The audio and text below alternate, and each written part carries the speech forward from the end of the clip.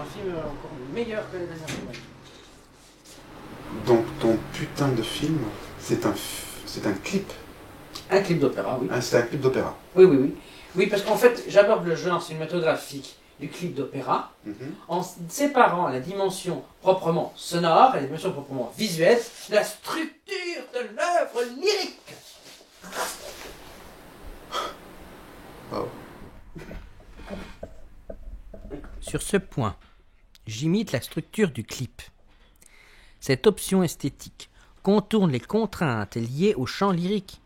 L'image obéira au même procédé esthétique que celle du film muet, avec cette particularité que le sous-titrage maintiendra de façon latente la présence du texte, assurant ainsi l'efficience sémantique et narrative de l'œuvre. Paillettes, aux sombres métaphores de notre société du spectacle. Cagnot évoque aussi cette démagogie, propre à la réception des œuvres dans notre société. L'horizon d'attente du public se limite aux mêmes structures, coutumières et rassurantes. C'est Arlecchino la Colombina. Payer pour une œuvre? Heureusement qu'Internet nous arracha à cette vulgarité. Lorsque l'amour croise l'argent, nous hurlons contre l'iniquité de ce singulier hymen, le spirituel et le matériel. De même, il nous faut hurler contre soudoyer un poète en échange de l'ostentation de son âme. Ouais, en fait, il y a une légende de Pagliacci qui s'inspire d'un fait divers. Cette légende soulignerait la puissance de la mimésis à subjectiver et transcender le réel. Une misérable affaire judiciaire se changea en un opéra digne de l'universel. Ces comédiens préméditèrent-ils que leur crime forgerait un opéra, et que par cette noirceur ils atteindraient cette anonyme célébrité? Cette ironique aventure de la mémoire aurait convenu à ces mendieurs d'azur qui, pendant toute leur bohémienne existence, vagabondèrent en quête de gloire. Et cette parole que je jette à travers l'inutile traversée de ce monde, en devinais-je le destin?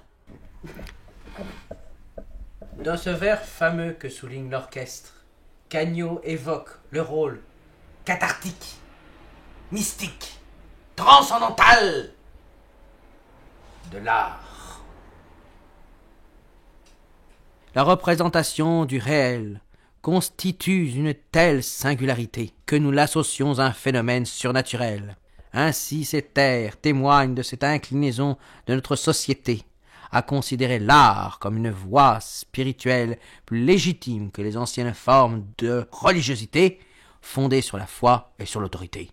L'art devient notre seul accès à la spiritualité, au sein de notre dilemme entre la tentation de l'irrationnel et la tentative de la rationalité. Mimésis et transcendance se confondent dans une ancestrale sacralisation. Déjà le temps retrouvé décrivait ce processus. Déjà le mythe orphique suggérait une semblable sorcellerie.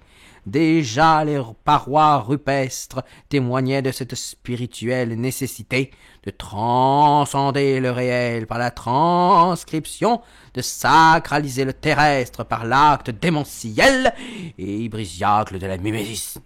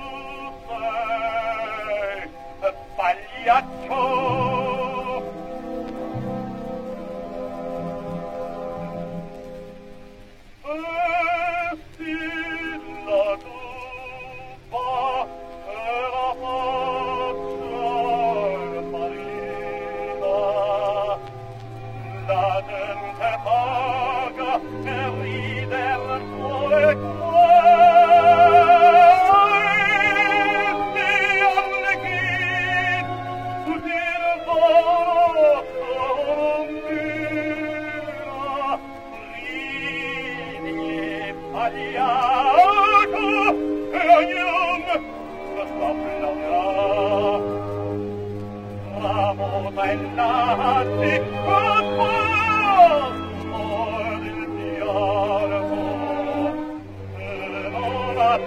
al fianco,